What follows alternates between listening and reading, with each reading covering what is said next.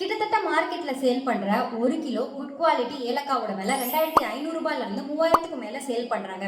எல்லா இடத்துலயுமே ஒரே மாதிரி தானே இருக்கு. ஆனா ஏன் டேஸ்ட் டிஃபர் ஆகுது அப்படின்னா, நல்ல பிரீமியம் குவாலிட்டி ஏலக்காய் எல்லாமே ஸ்ட்ராங்கான ஸ்மெல்லோடையும் ஆயில் அதிகமா இருக்கிறதுனால ஹெவி வெயிட்டோடையும் நேச்சுரல் கலரோடையும் இருக்கும். ஆனா லோ குவாலிட்டி எல்லாமே ஸ்மெல் கம்மியா இருக்கும், ஆயில் இல்லாதனால ட்ரையா இருக்கும், அதே மாதிரி டேஸ்டும் ரொம்பவே கம்மியா இருக்கும்.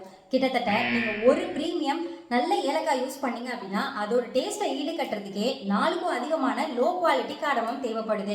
நீங்க சீப்பான ஸ்பைசஸ் யூஸ் பண்ணீங்க அப்படின்னா உங்களுக்கு அதிகமான ஏலக்காய் தேவைப்படும்.